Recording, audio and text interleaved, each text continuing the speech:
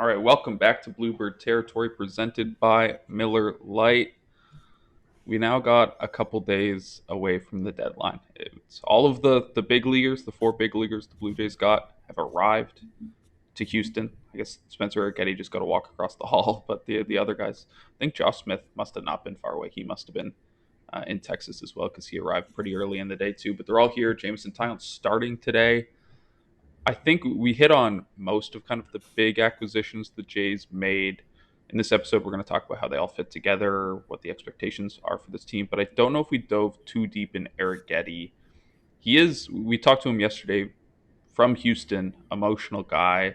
It was obviously tough to like say goodbye to his childhood team. He was talking about how cool it was going to be to play on a team with George Springer and Miles Straw, watching them have playoff success, which that made me immediately feel old, and I'm not that much older than Spencer Arrighetti, so I thought that was kind of wild. But Kevin, I think you faced him before in the big leagues. Do you have any kind of recollection or thought on what the Jays are getting here from him? Yeah, I don't really remember exactly. I remember he used to have longer hair, and I remember seeing him pitch on TV. But starting pitching is hard to find. Whether, like I said, it's a 4 or 5 starter, or you get him in that ecosystem that the Blue Jays have done a great job and really, maximizing players' potential and mostly on the pitching side. But I mean, for giving up a guy like Dalton Varsho, who necessarily hasn't had the best year, and I know he made a great play last night, and it probably hurt a lot of Blue Jay fans' feelings. But anytime you could find controllable young starting pitching, um, it's hard to do. So I think the return is great. I'm not 100% exactly sure what the injury was with It him, was but a I know, foot nerve issue, I think, but he claims he's like fully healthy now. Yeah. yeah, and I know when they actually notified him on the trade deadline, he was actually in the bullpen getting work in. So I'd imagine he's not far off. And I think with exactly what happened yesterday, and obviously we don't know the exact details on Trey Savage at this point. It could be as little as nothing. It could be as bad as a torn ACL. Like anytime you kind of have that awkward sort of planting motion with your landing knee when you're pitching, there's obviously a level of concern. The fact he was able to walk off and he said it felt more like a pinching as opposed to a tear is obviously a great sign. But I say this because this is just how important starting pitching is. It feels like you can never have enough. And the Blue Jays know this better than probably any team in baseball. I think on some of our earliest shows when they were in spring training, we didn't know how this puzzle piece was going to fit together. It just felt like they had too many arms, too many starting arms. And then they almost went into the season without a true fifth starter. It went from having too much to too little. So, in a case like this, you have to love the return. You have to believe that there's more in the tank. You have to believe in the upside. You have to believe in Pete Walker. And I think, in terms of how he's going to fit in. They said they were going to go the 6-man rotation. That kind of might be out the window now with the fact that Trey. We don't know really the severity of Trey, or maybe this opens up that window for him to kind of slide into that spot right now. Yeah, you just can never have enough pitching. It's really true. I mean, I think a lot of people were mad, like, oh, yeah, the Blue Jays didn't go out and get a big bat. We need offense. We need offense. But they need pitching too. And pitching depth is key in the big leagues, in the farm system, anywhere. It's just key to have all these arms. And KP said it best. I'm really curious to see the stuff that Pete Walker does with these guys. I mean, Soriano included. These are two guys that have really good stuff, but can't get in the zone consistently. So more Spencer than Soriano, obviously. But I remember Robbie Ray when he came to the Toronto Blue Jays. It was pretty similar. Good stuff. Can he get in the zone? Dylan Cease, same thing. Can he get in the zone? And I think when you have that kind of background as a pitching coach and you're able to do different things. I mean, I read your article this morning, Mitch, and he said that Spencer said that they're already refining his mechanics a little bit, his delivery, maybe his stuff. Again, when you get into a pitching lab where guys know what they're doing and you get the trust. I think that's the number one thing from a pitching standpoint is trusting your stuff in the zone. I think a lot of the times you see these guys come with good stuff and nibble around the plate. So if they're able to get in the zone, I mean, you're going to see Soriano as probably one of the top pitchers, maybe to finish off this season and onto 2027 if we have a baseball season next season. So pitching, you can never have enough. And I'm again, I said it last episode. I'm really pumped for these guys to get to work and finish the season strong. As far as Trey, as somebody who dealt with knee injuries, I know that exact same feeling of a little pinch on your knee. And the biggest thing where I made a mistake was, I kept pitching through it. I think the fact that Trey felt it, came out. Let's figure out what it is, because once you start feeling pain and you don't come out, I think you start compensating in other parts of your body, and next thing you know, you're blowing out two knees instead of one, or you just take care of it now. It's almost similar to what we see with Vladdy, KP. I feel like yesterday you saw him after that last at bat, kind of like be in a little bit of pain, and you're starting to wonder, all right, is the back pain going to lead to other injuries, and is he going to start compensating? And I think the worst thing you could do as an athlete is continue to play through pain.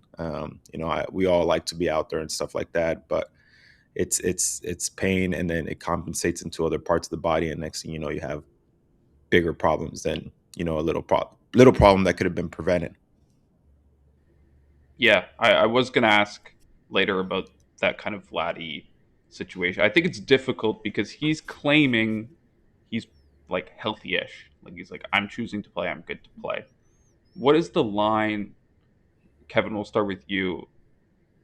Like where a guy is claiming he's healthy, then he's like pulling up after running through first base.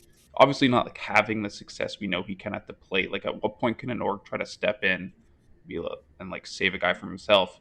Can you do that if the guy is still claiming he's healthy enough to play? Yeah, you can do that, but I think when he's starting to show physical signs of the area of his body that's not 100%. And at this point of the season, no one's 100%. And there's a big difference between being hurt and being sore. And there's a big difference between being hurt and injured. And there's probably no doubt in my mind he has hurt something. I don't think he's at this point where we could call it a full blown injury, but when you're consistently going out there and doing the things you mentioned, you're pulling up, running to first base, you're kind of wincing every time you take a swing, where you're grabbing your bat, after a couple of bats, and you're at that point you're now, yes, we know that you're not 100%, but at this point you're now letting everyone know that there is something wrong.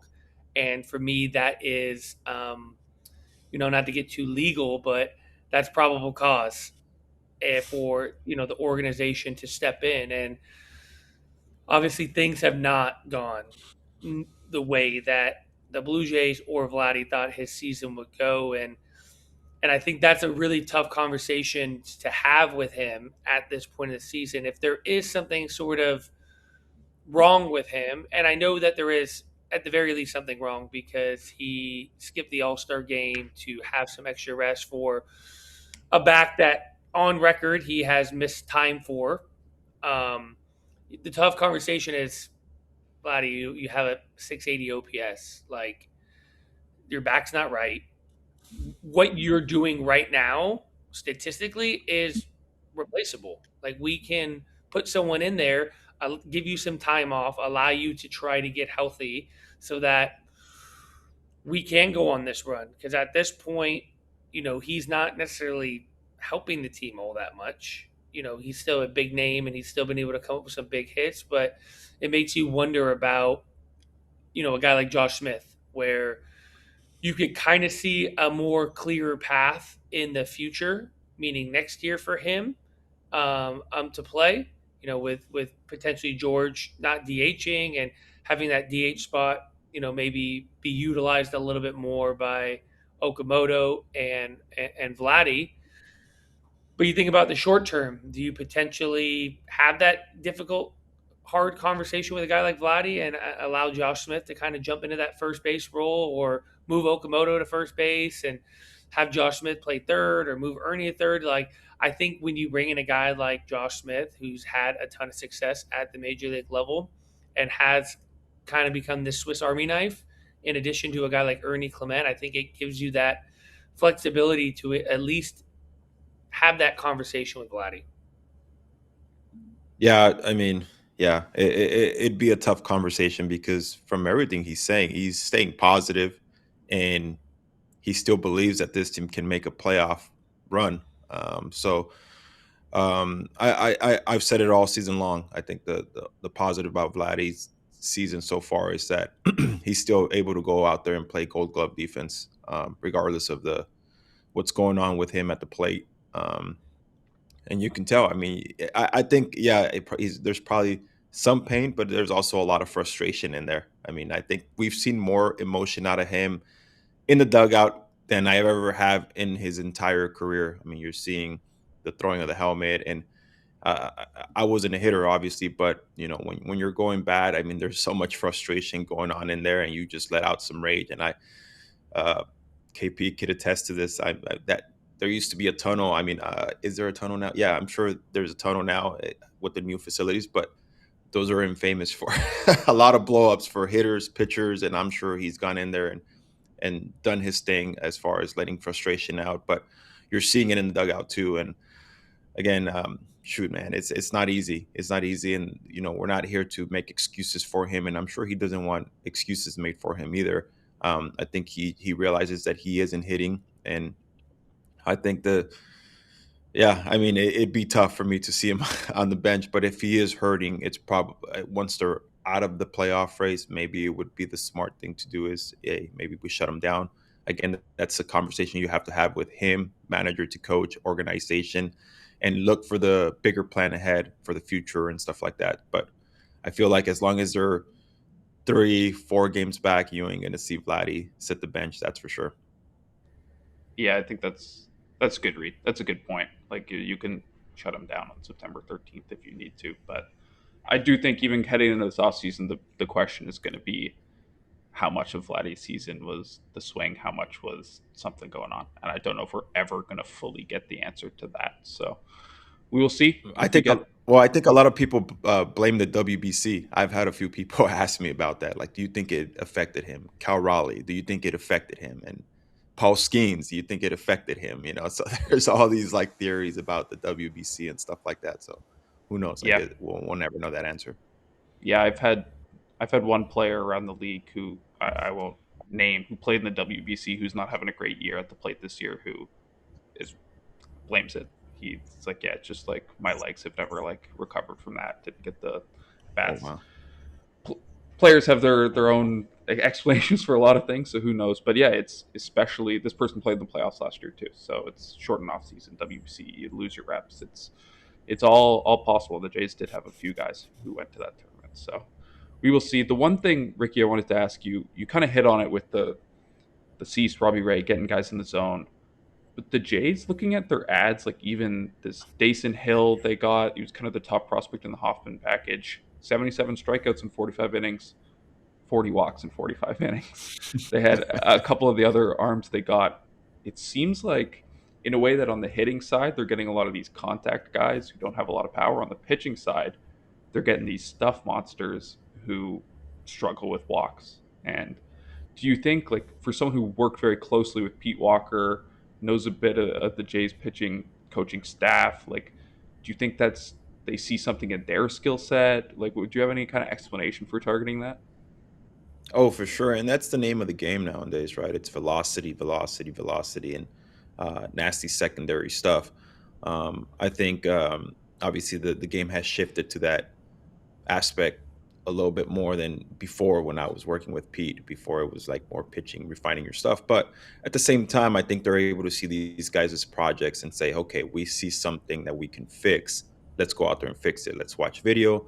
Let's see what the pitcher thinks about it, and then let's make these adjustments. So I think anytime you see potential, I mean, when you have a what is he, Mitch? I think he's like 6'4", 6'5" lefty. 6'5", yeah, Yeah, big boy. and he throws 100 miles per hour. I mean, you just don't teach that. So when you get that kind of project and you're like, okay, I see the high potential, because there is a lot of guys And KP can attest to this. In the minor leagues, or even in the Florida League or whatever, those lower tier leagues, there's always guys that are throwing 100. That's never been short of that.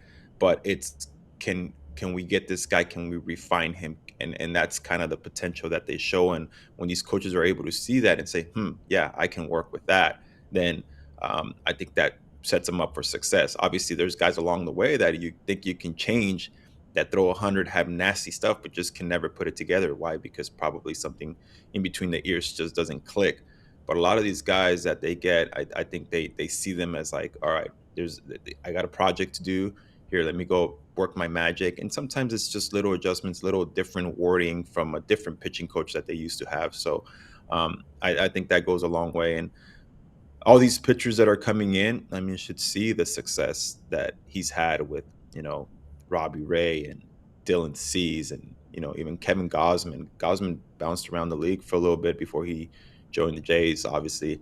So those are just three big names there, but there's plenty of other guys that I'm sure if you ask every single guy in that pitching staff, reliever, starter, whatever it is, and you said, hey, what has Pete Walker done for you as far as your delivery or your career? I'm sure they'd all have something really, really good to say about him. Can't teach stuff, Mitch. It's true. Yeah, it's a good point. You can try to teach the command, but it's a lot harder to teach a guy to throw 100. Yeah, and you could say the flip side from the hitting side, you really can't. Well, you can teach power a little bit. You can't teach like Kyle Schwarber power, like that's God given, right? But I think the Blue Jays also are potentially trying to be a little bit more like the Dodgers, and I think they've had success in that area, taking a guy like Ernie Clement, who was kind of bounced around the league. You think about what the Dodgers have done in terms of guys like Max Muncy and Chris Taylor before that. Mhm. You know, when you can find guys that have a really good foundation of hitting, from just a contact standpoint, and you're able to kind of get them into that hitting department, that hitting ecosystem. And it's so much improved with the complex they have in Florida.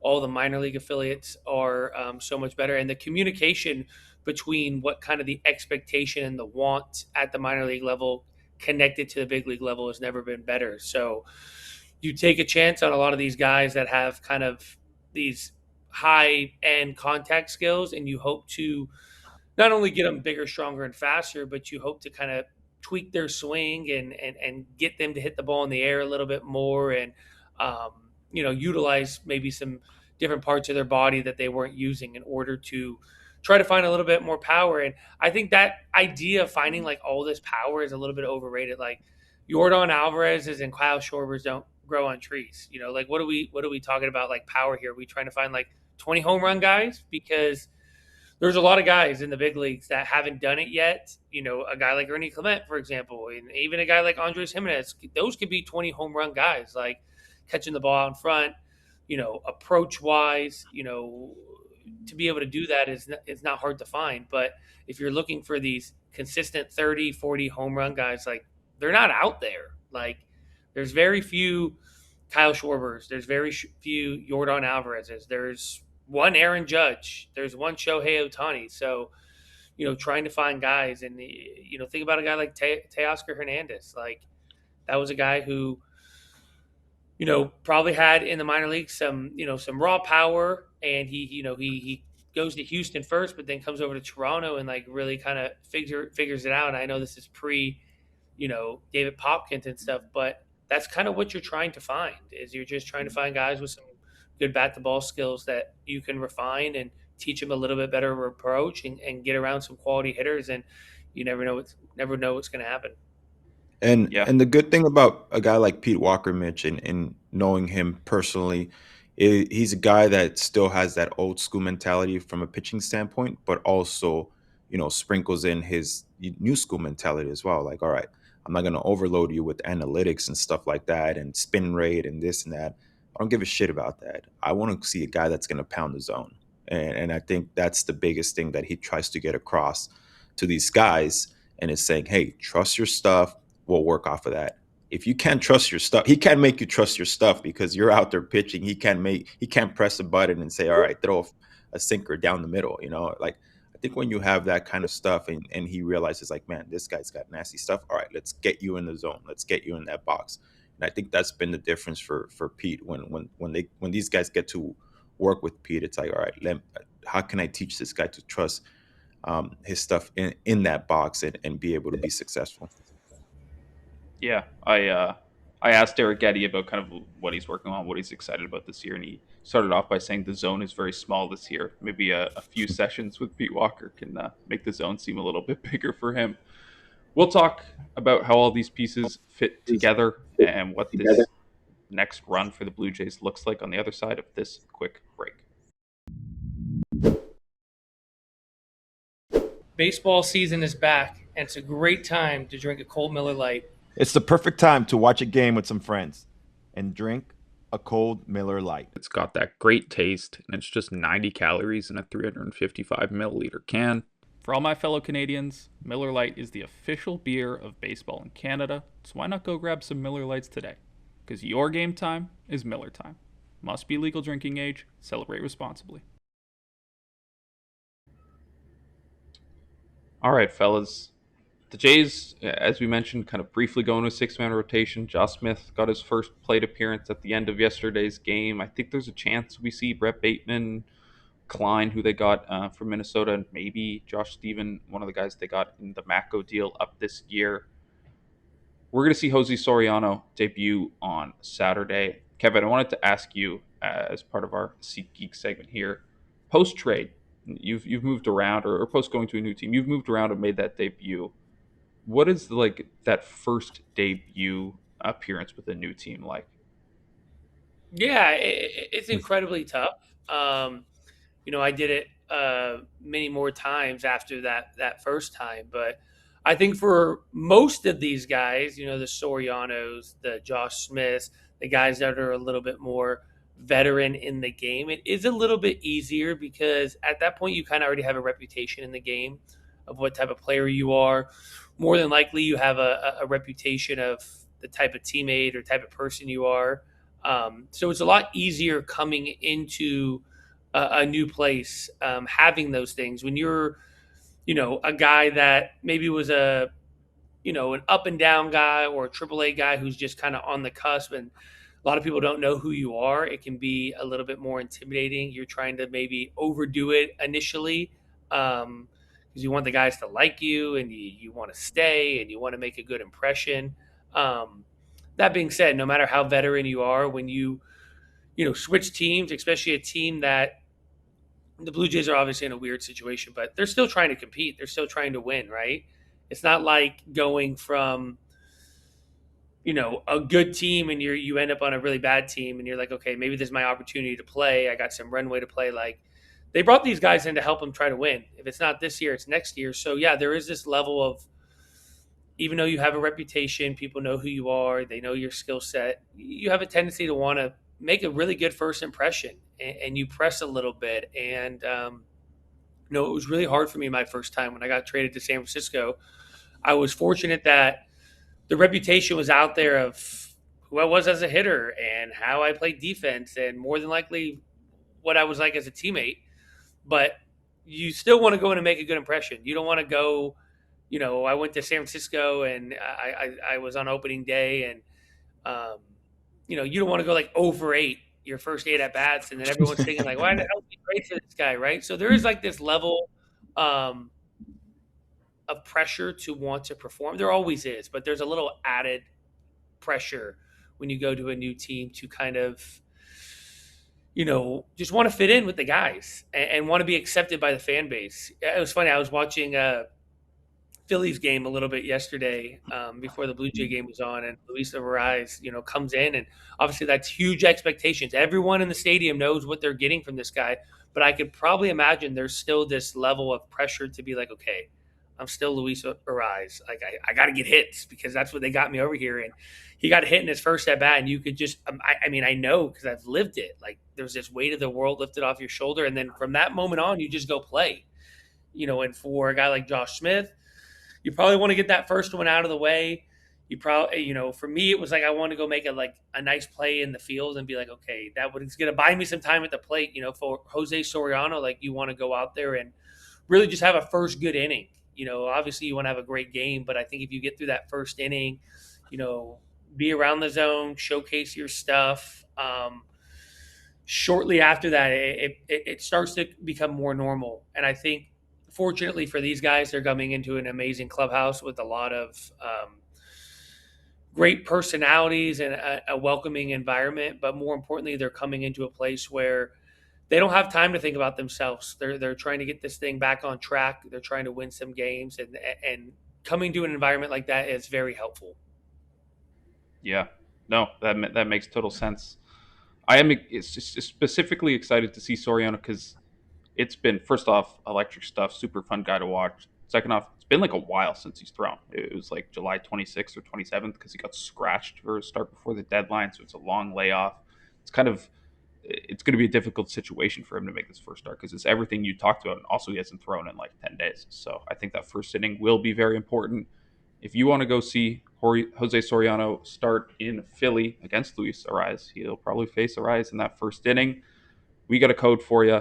You can go to SeatGeek and they will hook you up. They got 70,000 listed events, including concerts, sports, festivals. It's the number one rated ticketing app for a reason.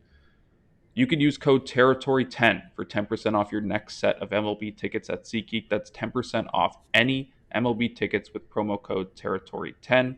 Make sure you click the link in the description to download the app and have the code automatically added to your account so you can use it later. Thank you, SeatGeek.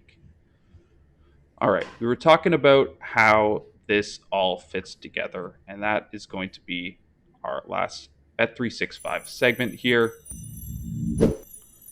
I found an interesting market on Bet365 I'm going to pull up. These are every team's odds to get to 80 wins. So these are not playoff odds by any means. The Blue Jays are there, bottom in the middle, plus 200. So they're saying much less than a 50% chance that the Blue Jays even get to 80 wins. I did the math. If they go 24-24 in their final 48 games, that's 77 wins for the Blue Jays. And so my question to you guys is like, what is reasonable expectations for this team? What should, like, I know this season is very likely not looking like a success, but if we just take these next 50 games, Ricky, we'll start with you. What do you think we can kind of grade as success for this? Oh man, uh, just win. I think that's the biggest thing that this fan base has been waiting for, and it's um, not just winning, but also getting on a hot streak. I think the focal point has been the offense. Can they get going? Can they get going consistently?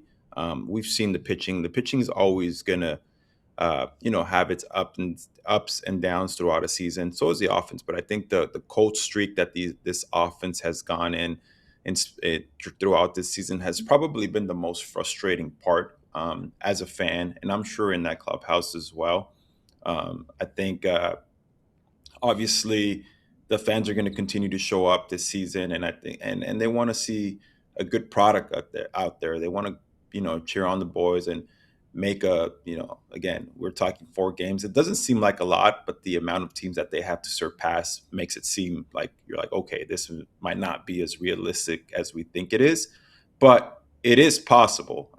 We've seen teams go on crazy runs the last 4 6 weeks of the season, and next thing you know, they're back in it. So I think if anything, it's seeing if this team is gonna not gonna make it to the playoffs, is seeing them end on a good note, offensively, pitching wise, and obviously the number one thing is health. I think everyone coming out of the season healthy and going into an off season, and saying, okay, what is it that we need to get better at? Let's regroup. Let's get ready and come into spring training in 2027, if there is a spring training, ready to roll. I think this season was set up for with a lot of expectations from themselves, from the fans, from the media, from everyone. I don't think anybody expected the Blue Jays to be in this situation, but here they are. It's just the way the game of baseball is sometimes, and this is no excuse or anything, but the team was dealt a bad hand from the get go with injuries, and it just seems like nothing's really gone their way throughout the season.